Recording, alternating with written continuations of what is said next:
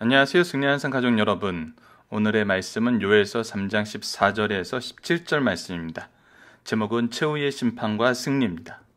승리하는 삶은 말씀 중심 예배 중심의 성경 전문 교사를 양육하기 위해서 만들어진 성경 공부 교재입니다. 2016년 4월 현재 저희들은 요엘서 말씀을 상고하고 있습니다. 저희들이 주초에 그리고 전반적으로 이 구조에 대해서 강조를 하는데, 구조라는 것은 성경에 원래 얘기하고자 하는 가장 핵심된 내용이 무엇인지를 찾고자 하는 하나의 장치이고 방법입니다. 성경 전체를 통해서 우리가 무엇을 보게 되는지, 하나님께서 우리에게 주시고자 하시는 가장 중요한 메시지가 무엇인지를 발견하는 것입니다. 이것이 연속 강해 설교에서 굉장히 좋은 형태이기 때문에 이 방법을 취해서 우리가 보고 있고, 이것은 박유열 목사님, 발행이신 박유열 목사님의 구속사로 조망한 성경 연속 강해집을 토대로 주관이신 김천수 교수님께서 항상 이 일에 수고를 해주시고, 이 부분에 대해서는 저희 승리하였음 책에 자세히 잘 설명이 되어 있습니다. 요엘서 전체 말씀을 통해서 우리가 배우게 되는 것은 여호와의 날이라는 것입니다. 여호와의 날, 우리가 심판의 대상이 되었을 때는 이것이 두렵고 무서운 날이지만, 우리가 회개하고 하나님의 긍휼하심과 신실하심과 그 영광을 바라볼 때는 영광의 날이고 기쁨의 날이고 참된 구원과 평화의 날임을 우리에게 선언해주고 있습니다. 그래서 전반부에서는 여호와의 날을 두렵고 떨림으로 바라보는 그 죄악된 상태에서 벗어나기 위해서 우리에게 회개를 촉구하시기 위해서 심판을 반복하시고, 후반부에서는 우리가 심판 가운데 있고 고난 가운데 있고 세상의 공격 가운데 있지만 하나님께서는 우리를 구원하심을 보여주고 있습니다. 그 내용을 매주 저희들이 요엘서 같은 경우는 짧아서 전반부, 후반부 말씀의 구조를 전반적으로 다 소개를 하고 있지만, 저희들 마태복음에서 경험했던 것처럼 큰 틀 안에서 이번 주 말씀이 그 핵심 주제를 어떻게 설명하고 있는지를 배우는 훈련을 계속 반복했었어요. 요엘서 같은 경우는 짧아서 이 두 부분을 항상 상고했었습니다. 그 안에서 우리가 나누었던 내용은 무엇이냐면, 우리가 세상을 살면서 승리하는 삶을 확신할 수 있는 이유는 무엇인가를 주일날 위크스터디에서 주제를 설정해서 그 내용으로 묵상을 계속하는 훈련을 했었습니다. 우리가 세상을 살면서 승리함을 확실할 수 있는 이유는 하나님께서 여호와 되심이었습니다. 그 말씀이 성취력 있고 이루어지기 때문이었죠. 우리가 이걸 토대로 이제 오늘 말씀과 내일 말씀을 통해서 요엘서를 마무리하게 됩니다. 자, 오늘 본문 말씀은 굉장히 짧습니다. 오늘 본문 말씀을 한번 보도록 하겠습니다. 최후의 심판과 승리, 요엘서 3장 14절로 17절입니다. 읽어보겠습니다. 사람이 많으며 심판의 골짜기에 사람이 많으며 심판의 골짜기에 여호와의 날이 가까움이로다. 하나님께서 어제 말씀을 통해서 우리에게 가르쳐준 것은, 이들이 그동안 했던 전쟁의 모습들이 사실은 이들은 자신네들의 뜻을 관철하고 자신네들의 힘을 과시하고 스스로의 승리를 위해서 한 것 같아서 이것을 힘써 열심히 모든 것을 뒤로 하고 여기에 올인하는 모습을 보지만, 이것은 사실 하나님께서 이들의 심판의 때가 가까웠기 때문에 심판을 내리시기 위해서 준비하게 하시는, 스스로의 재판을, 스스로의 심판을 스스로가 준비하는 이러한 모습으로 이 전쟁이 묘사가 되어 있고, 14절에서는 이제 이들이 모여서 심판의 골짜기에 모여서 여호와의 날이 가까움을 그들이 보게 된다는 것이 14절 말씀입니다. 15절은 이들에게 이 심판의 골짜기, 이 심판의 날은 어떤 날이냐면, 해와 달이 캄캄하며 별들이 그 빛을 거두는 두려움과 절망의 날이라는 것입니다. 이때 16절에서 여호와께서 시온에서 부르짖고 예루살렘에서 목소리를 내리시리니, 공격의 대상이었고 연약했던 예루살렘과 시온, 하나님의 도성, 하나님의 성전이 오히려 하나님의 임재와 선포의 장소가 돼서 하늘과 땅을 진동하게 하신다는 거예요. 그래서 이들이 심판을 당함을, 그들이 심판주 앞에서 자기의 죄를 자복하고 그 심판을 당연히 받아들일 수밖에 없는 죄인임을 그들로 하여금 스스로 고백하게 만드신 하나님의 역사가 일어나는 것입니다. 그러나 여호와께서 그의 백성의 피난처 이스라엘 자손의 산성이 되시로다. 그러나 그때 여호와께서 우리들도 본질적으로는 진노의 자녀였지만 우리를 하나님의 은혜 가운데서 구속의 은총을 누리게 하시고 우리를 우리에게 하나님이 피난처시고 우리에게 산성이 되시고 이것은 단순히 우리뿐만 아니라 우리의 자손들까지 이어지는 하나님의 언약의 성취가 일어날 것이라는 것입니다. 17절입니다. 그런즉 너희가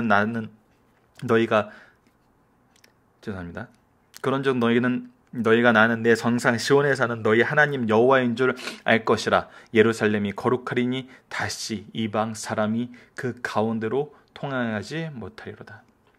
이 부분에 나타난 중요한 성경적인 해석은 우리 본문 중심 사상에서 박유일 목사님 강의 집에 나와 있는 내용으로 저희들 살펴보도록 할 것입니다. 자, 그렇다면 이제 본문 묵상하기에 들어가 보도록 하겠습니다. 여호와 날이 가까울 때 특징은 무엇인가요? 이 심판의 골짜기에 사람들이 많이 오게 된다는 것입니다. 심판을 받으러 오는 줄 모르고 심판이 대상이 돼서 여호와의 날이 가까움을 이것을 통해서 우리가 알게 된다는 거예요. 우리가 하나님의 날, 여호와의 날을 알지 못한다면 이때 어떻겠어요? 이때 누리는 절망과 두려움은 심판의 대상이 이들의 것이 아니라 우리의 것이 된다는 거예요. 하지만 이를 보면서 우리는 하나님의 심판의 날이, 우리를 향한 구원의 날이, 여호와의 날이 가까움을 보고 확신하고 안전하게 간다는 것이죠. 15절 말씀은 무엇을 보여주는 건가요? 해와 달이 캄캄하며 별들이 그 빛을 거둔도다. 심판의 대상이 된 자들의 두려움의 모습을 보여주고 있습니다. 여호와는 그 백성에게 어떤 분이신가요? 그 백성에게는 피난처요 산성이 되시는 분이고 여호와의 날에 사람들은 무엇을 알게 되고 예루살렘은 어떻게 되며 이제 여호와의 날에 여호와께서 우리의 산성이 되시고 우리의 여호와 되심을 알 것이죠. 예루살렘은 어떻게 되냐면 거룩하게 된다는 거예요. 거룩하게 된다는 것은 우리의 상상 그 이상의 모습이라는 거예요. 우리는 거룩할 수 없는 존재예요. 단지 구원받음으로써 기뻐하고 그거에만 감사할 수 있는 것만으로도 행복하고 하나님 은혜에 순종하고 그 안에서 기뻐할 수 있는 존재인데 그 단계를 뛰어넘어 하나님은 우리를 어떻게 하시냐면 거룩하게 하세요. 하나님의 자녀가 되게 하세요. 이 거룩함은 우리가 우리가 달성하는 게 아니에요. 세상 종교하고 달라요. 우리가 달성할 수 있는 거룩함은 우리의 죄에서 없어요. 하나님께서 우리를 거룩하게 하신다는 거예요. 하나님께서 우리를 그렇게 만드시고 선포하시고 모든 대속의 은혜를 통해서 이것을 정당하게 이루신다는 거예요. 그리고 이방 사람들이 그 가운데로 이제 통행하지 못해요.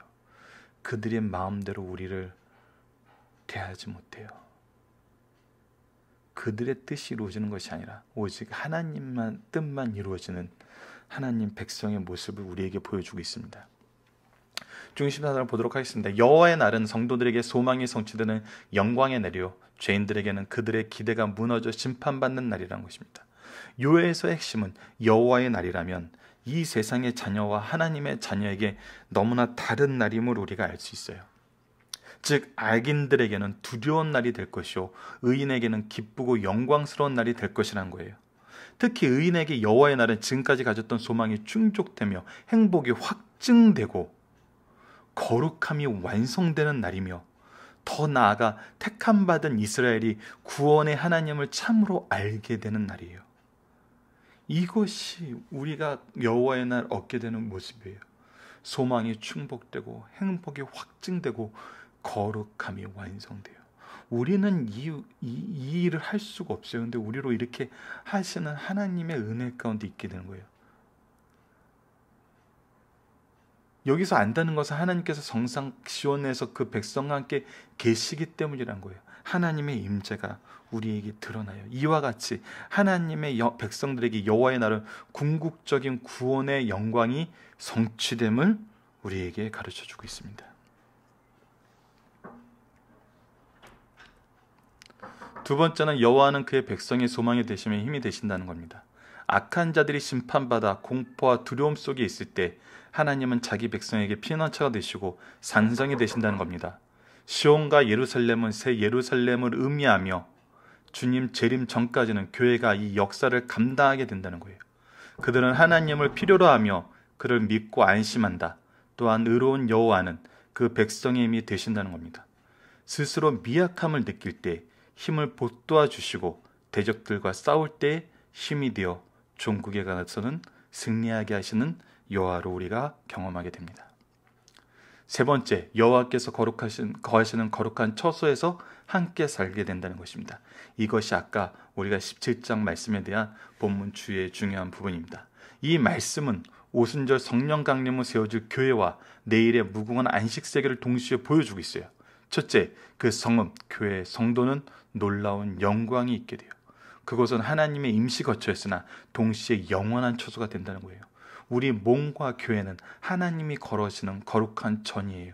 장래의 영광은 아직 나타나지 않았으나 주께서 재림하실 때 모든 성도들이 영화로운 몸을 입고 영원히 주와 함께 있게 된다는 거예요. 이 영광이 지금으로부터 영원까지 하나님의 뜻에 의해서 우리에게 주어진다는 것입니다. 둘째, 그 성읍 안에 있는 놀라운 거민들이에요. 그 안에 있는 자는 하나님의 자녀들이에요. 하나님과 함께 있게 되니 그분을 아는 지식이 충만해져 오직 여호와만 우리의 하나님이시오 다른 신이 없는 줄 알게 된다는 거예요. 더욱 영광스럽고 감사한 것은 하나님의 거룩하심을 따라 거룩해진다는 것입니다. 이게 중요한 것입니다. 우리는 거룩할 수 없으나 하나님의 거룩하심을 따라 거룩해지는 것입니다. 그래서 우리가 성도라고 불리우는 거예요. 거룩할 성이라는 이 말씀은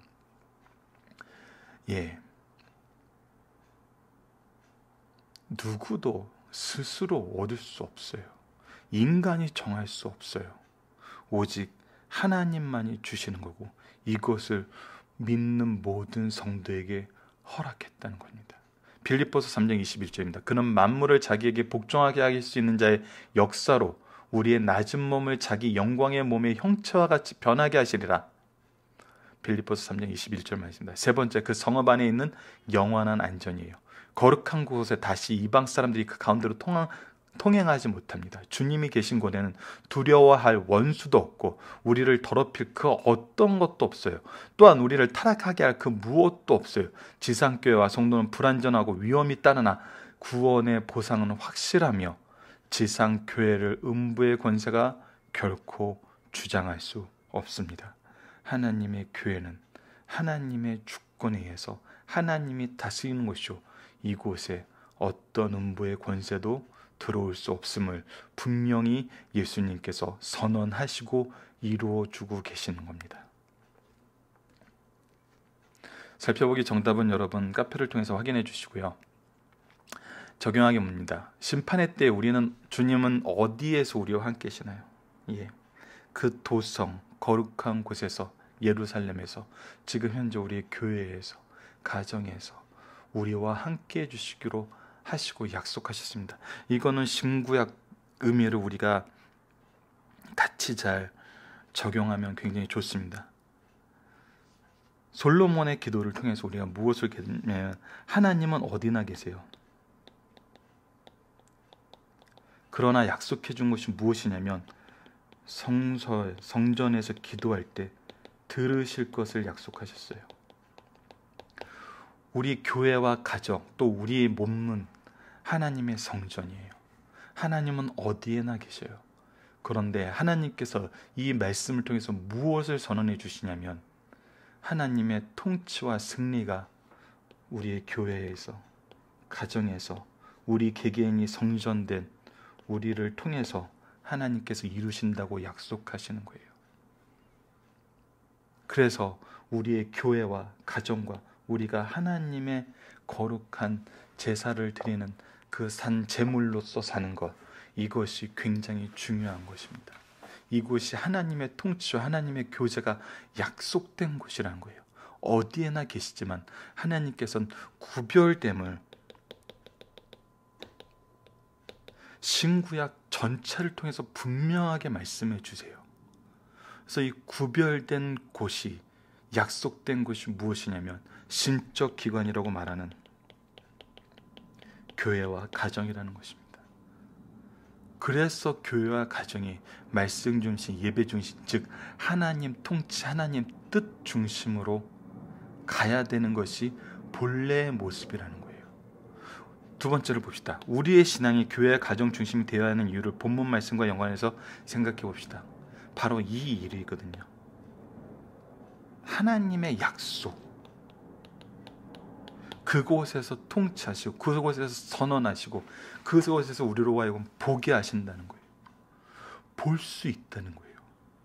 우리의 가정과 교회는 하나님의 뜻이, 하나님의 뜻대로 살았을 때 그 하나님의 역사를 바로 확인할 수 있는 너무나 분명한 공간이에요. 우리가 자연에 대해서 어떤 현상을 실험하려고 그럴 때 자연을 그냥 봤을 때는 그 실험이 안 되지만 어떤 특정한 장소에다 특정한 환경을 만들어 놓고 그것을 실험했을 때 그것이 분명하게 보여서 가부를 결정하는 것일 수 있는 것처럼, 그렇다고 교회와 가정이 그렇게 작은 의미에서 실험실적인 공간 아니에요. 한 극단적인 예요. 오히려 가정과 교회는 어떤 곳이냐면 이 세상의 통치의 중심이 되는 곳이에요. 왜? 하나님이 이곳에서 선언하시기 때문에.